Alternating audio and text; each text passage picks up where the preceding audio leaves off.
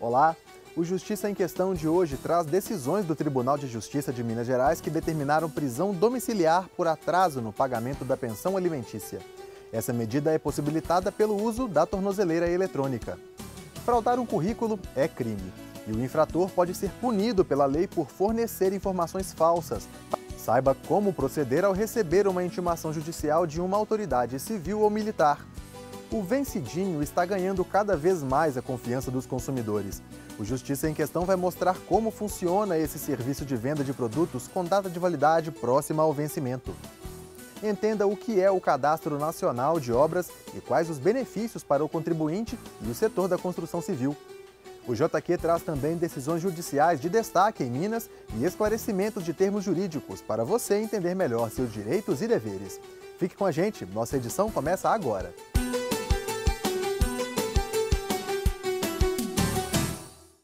Uma dúvida muito comum que chega aos canais de comunicação do Tribunal de Justiça de Minas Gerais é sobre o que fazer ao receber uma intimação. Trata-se de uma ordem de qualquer autoridade judicial, civil ou militar, que obriga a pessoa a fazer ou deixar de fazer algo com base na lei. Saiba mais na reportagem de Camila Cambraia. A primeira coisa que a Ivana faz quando chega ao trabalho é buscar os mandados que vai cumprir no dia. Ela é oficial de justiça há 13 anos e conta que uma das atividades mais frequentes na profissão é a entrega de intimações. Tarefa que, segundo a servidora, pode ser um desafio. Teve uma vez que expliquei tudo para ela e tal. Ela me recebeu de toalha, apenas enrolada de toalha, falou que não ia. E pegou o mandado e rasgou o mandado na minha cara. Rasgou e tal, ficou toda exaltada, entendeu? E bateu o portão na minha cara. Ricardo também é oficial de justiça e passa por situações inusitadas no dia a dia. Para ele, um dos motivos das reações variadas é que muitas vezes as pessoas não sabem o que fazer quando recebem uma intimação. A gente procura explicar que é necessário procurar um advogado, porque quando você tem um problema de saúde, eu falo muito isso, você deve procurar um médico para ter uma orientação, né, da sua situação. Quando você tem um problema na justiça, você realmente tem que procurar um advogado. E aqueles que não têm condições de arcar com os custos de um advogado, a gente orienta a procurar a Defensoria Pública. Nos canais de comunicação do Tribunal de Justiça de Minas Gerais, as dúvidas sobre intimação também são comuns. É um dos atos externos do Poder Judiciário que é praticado pelo oficial de justiça, de forma que seja informado ao cidadão uma ordem que o juiz precisa que ele cumpra. Pode ser, por exemplo, comparecer em audiência para ser ouvido, ou também pode ser para comprovar o pagamento de algum valor. A intimação é uma ordem judicial e, por isso, deve ser cumprida. Quem não respeita as determinações pode responder por desobediência e até ser preso. O diretor da Gerência de Cumprimento de Mandados do TJMG explica que situações em que o cidadão se recusa a receber o oficial de justiça são frequentes. A ordem foi emanada pelo juiz, ele é apenas o longa-manos, né? A mão longa do juiz, que está lá cumprindo aquela ordem, né? E dando conhecimento ao cidadão, inclusive, do que está decidido em um determinado processo, para que, inclusive, ele possa constitucionalmente recorrer, né? Não ser, às vezes, aí, julgado à revelia, por exemplo. O oficial de justiça tem 20 dias para cumprir o mandado. Ele pode voltar ao endereço outras vezes se não encontrar o cidadão. O oficial de justiça, de forma legal, né, ele tem a obrigação de comparecer até 3 vezes naquele endereço, não mais que isso, porque senão fica eterno, né? Então, e existe também uma questão de prazo. Nós podemos ir à noite, sábado, domingo, feriado, e o que, na verdade, determina o nosso horário de trabalho é a própria pessoa. Agora, se ela nunca é encontrada, então, nós oficiais começamos a suspeitar de ocultação.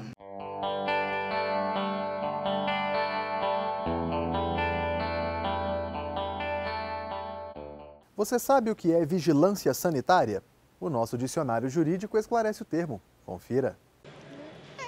A vigia o controle, né, fiscalização de alimentos, de casas comerciais, em geral. Vigilância sanitária, deixa eu ver. Sei lá, né, os negócios é sujo, eu não vem nada na cabeça agora.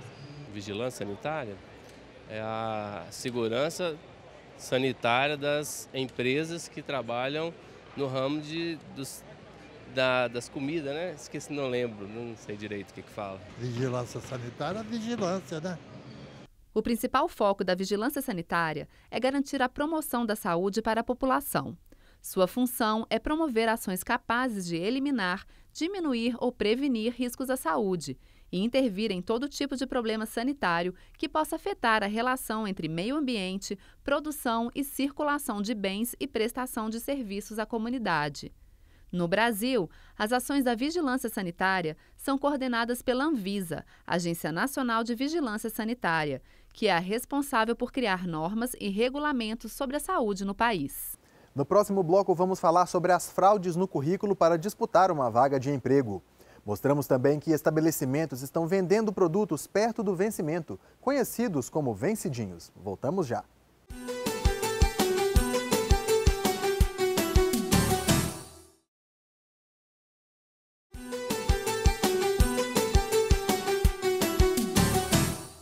Estamos de volta com Justiça em Questão, programa do Tribunal de Justiça de Minas Gerais. A busca por trabalho virou uma disputa sem precedentes. Na tentativa de melhorar as chances e conseguir uma colocação no mercado, muitas pessoas acabam fornecendo no currículo informações falsas ou exageradas sobre sua qualificação. Essa conduta pode trazer sérias complicações, como mostra a reportagem de Silvana Monteiro. Mais do que um papel ou um arquivo digital, o currículo é um documento que deve descrever de forma verídica a trajetória educacional e a experiência profissional da pessoa. Normalmente, depois de enviar o currículo para participar de um processo seletivo, o candidato passa por entrevista. É quando algumas informações são apuradas pelas empresas. O entrevistador bem preparado, ele vai identificar fatalmente as desonestidades, equívocos e informações que não são verdadeiras no currículo. Os mais comuns são aqueles que, por exemplo, mentem sobre língua estrangeira, uma formação especializada. E aí é possível que o entrevistador confira solicitando documentos ou, no caso de uma língua estrangeira, até fazendo uma entrevista na língua estrangeira. O Código Penal brasileiro tipifica os crimes relacionados a fraudes em documentos. Colocar informações mentirosas no currículo pode caracterizar o crime de falsidade ideológica. Os casos mais graves, quando a pessoa cria ou adultera certificados e diplomas para legitimar essas mentiras, podem ser tratados como outros delitos. Ela elabora um certificado de que estudou direito na UFMG. Isso não for verdade, o documento formalmente não existir, isso é falsidade material. Então, essa falsidade material ocorre quando é um aspecto formal de um documento que não existe. Diferentemente da falsidade ideológica, em que ela assim insere parcialmente ou completamente informações falsas no corpo do currículo. E vale o velho ditado: a mentira tem perna curta e pode provocar a demissão do candidato contratado, além de prejudicar sua reputação no mercado. Virgínia já atuou em um caso em que fraudes foram denunciadas e os profissionais, já em seus respectivos postos, foram desligados da empresa. E essas pessoas foram identificadas, elas não só foram banidas do processo seletivo, elas não tiveram ascensão, como elas foram convidadas para sair da empresa, porque elas não eram pessoas que demonstravam caráter para permanecer na empresa, né? Estavam sujeitas, inclusive, à demissão por justa causa.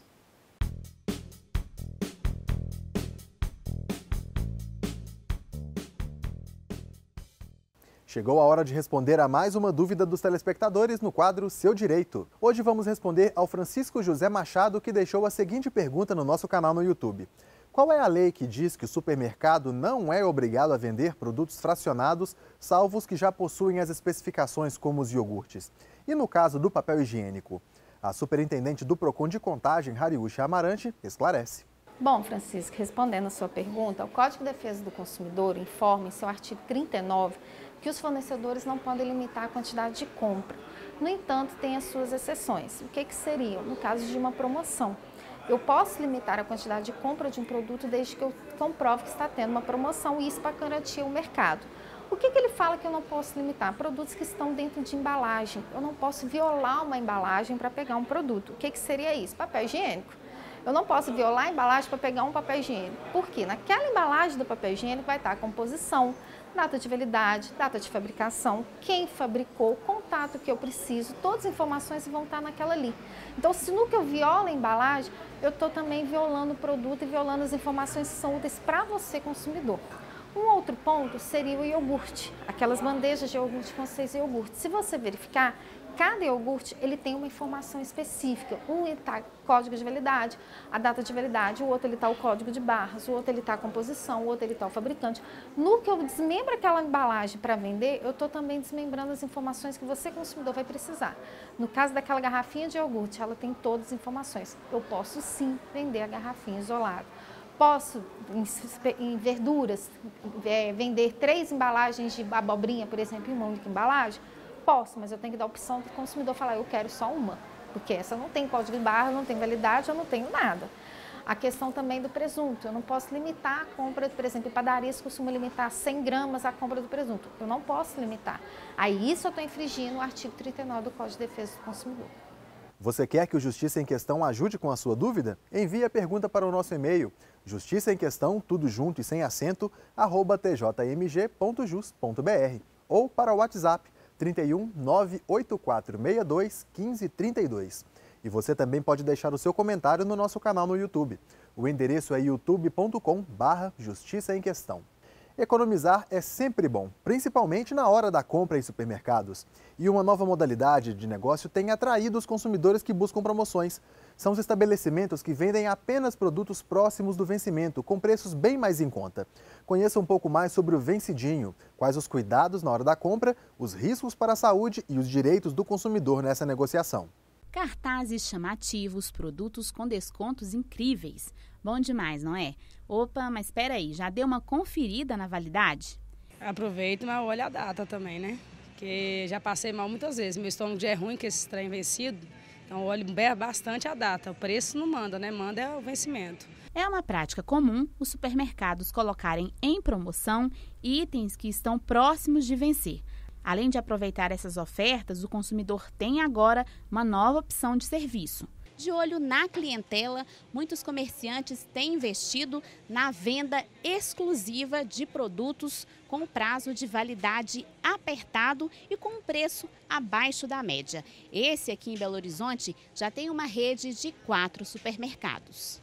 É mais barato para a indústria hoje ela revender esse produto com a data de validade mais curta para alguns clientes específicos, no nosso caso, por exemplo, do que fazer o próprio descarte. Você pega alguns países da Europa que já trabalham não só com o produto próximo do vencimento, mas já trabalham com o produto vencido, para se evitar. Em Nova York, por exemplo, você tem uma ONG que ela faz o recolhimento de supermercados hoje de produtos que já estão jogados fora, já estão fora do limite de validade de venda, e se reúne isso e a pessoa vai para comprar esse produto já sabendo que o produto está fora da validade.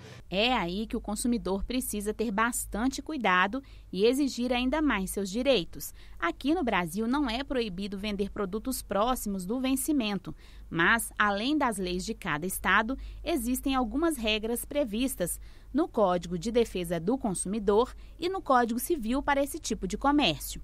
A partir do momento em que a venda de um produto com preço promocional ou em liquidação tem direta relação com a data de vencimento do produto, o fornecedor, além de informar o preço, ele tem que informar a data de vencimento, de validade desse produto, com o mesmo tamanho de letra e destaque que deu para o preço. Se o desconto tem a ver com a data, deixar a informação apenas no rótulo pode ser considerado publicidade enganosa por omissão. A partir do momento em que o prazo de validade já passou da metade e estando dentre os 3 meses para expirar essa validade, o estabelecimento comercial é obrigado a colocar ao lado do preço do produto a data de vencimento desse produto, exatamente para o consumidor saber que está em promoção em razão da proximidade da data de vencimento. Contudo, existem certos produtos cuja data de validade é muito restrita, como, por exemplo, os produtos lácteos, um iogurte. Nesse caso, essa legislação específica não se aplica. A omissão do fornecedor prejudica ainda mais pessoas como o seu Elvir. A gente compra, assim, a gente nem sabe se o negócio está perto de vencer, a gente compra. O senhor não costuma olhar a data? Não. Além de olhar a data, a Elaine tem uma dica importante: calcular o tempo do consumo em relação à quantidade de produto na embalagem. Eu estou comprando chá. O chá, a validade dele está dando 20 dias, você acaba com isso aqui em 2 dias, 3, né? Então, vale a pena demais. E acaba que a gente passa todo dia por aqui, está sempre comprando uma coisa e está sempre usando, acaba rápido, volta de novo. Além da data, é importante que o consumidor fique atento ao armazenamento e aos aspectos gerais do produto, como coloração, cheiro e características da embalagem. Embalagens estufadas, isso é indicativo de crescimento de micro-organismo dentro da embalagem, né? De produção de gases por esses micro-organismos, por isso que às vezes a lata pode ficar estufadinha. Embalagem amassada, a gente não vê, mas pode ser que houve algum rompimento na embalagem, isso está permitindo a entrada de oxigênio, por exemplo, dentro da embalagem, que não deveria acontecer. Aí isso vai propiciar o crescimento de fungos dentro da embalagem, a gente só vai descobrir quando abrir a caixinha de suco, por exemplo, e for servir o suco. Então, observar a data de validade e observar se as características da embalagem estão íntegras, né? Se não está amassado, se não está estufado, se não está enferrujado, no caso das latas, tá? Porque isso aí pode provocar alteração no produto e contaminações no produto que está ali dentro da embalagem. O Código de Defesa do Consumidor proíbe a venda de produtos impróprios ao consumo. Portanto, se houver desrespeito, entre em contato com a Vigilância Sanitária de sua cidade, com o PROCON e, em casos de ações judiciais, com o Juizado Especial de Consumo. No próximo bloco, o Justiça em Questão vai falar sobre o monitoramento por tornozeleira eletrônica de pais em débito com pagamento de pensão alimentícia. Voltamos em instantes.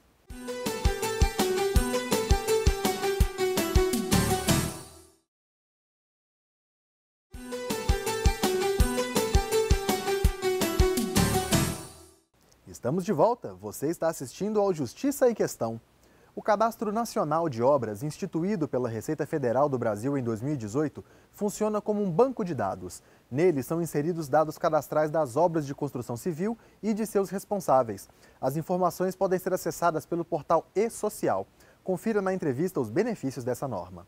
O cadastro serve apenas para obras, não entra reformas, pequenas reformas, e também serve para pessoa jurídica e pessoa física. E sobre esse assunto eu vou conversar agora com o advogado Aurélio Viana, que é responsável em direito imobiliário. Aurélio, basicamente, o que é o CNO? O CNO é o Cadastro Nacional de Obras, é um banco de dados. A ideia é que se concentre nele todas as informações referentes a obras daqueles responsáveis por recolhimentos previdenciários. Essa é que é a ideia e, claro, está relacionada com uma proposta, inclusive, de regularização dos imóveis, né, a partir do exato e correto recolhimento previdenciário. Em novembro do ano passado, teve uma nova resolução, né? O que muda?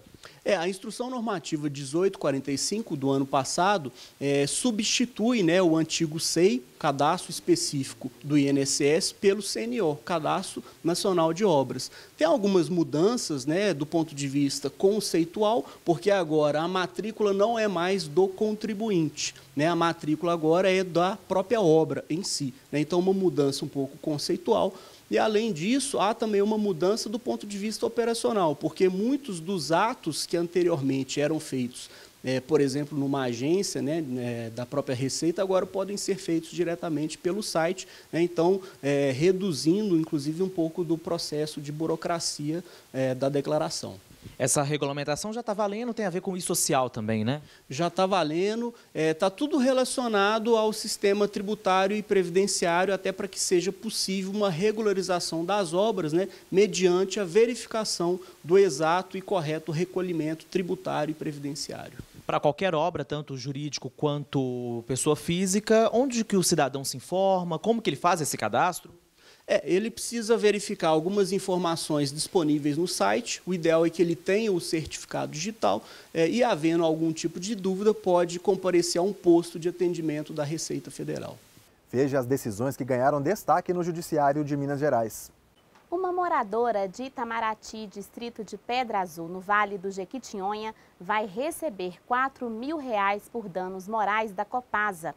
Ela bebeu água contaminada fornecida pela empresa. A mulher conta que a água apresentava odor, cor e cheiro desagradáveis. O fato ocorreu após um longo período de estiagem na região. A Copasa recorreu afirmando que a água estava apropriada para o consumo. Porém, um laudo feito pelo Instituto Estadual de Florestas concluiu que houve contaminação. Em Montes Claros, uma consumidora vai ser indenizada pelo Banco Bradesco em mais de R$ 14.000. Ela foi vítima de estelionato ao realizar uma compra online. A mulher contou que comprou materiais de ferragem pela internet e recebeu por e-mail 2 boletos do Banco Bradesco. Porém, após realizar o pagamento, as mercadorias não foram entregues, pois os boletos eram falsos. Para a Justiça, cabe ao banco adotar medidas que evitem a exposição do cliente a fraudes, o que não aconteceu nesse caso. Por isso, a instituição deve ser responsabilizada. Nosso assunto agora é a prisão domiciliar de pais em débito com o pagamento de pensão alimentícia. Eles passam a ser monitorados por tornozeleira eletrônica, uma medida que representa também uma economia para os cofres do Estado. Veja na reportagem.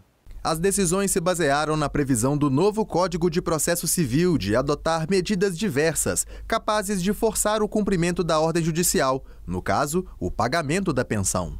O primeiro caso, a situação era de um senhor com 92 anos, já com alguns problemas de saúde, e que já devia há bastante tempo a pensão alimentar à sua esposa.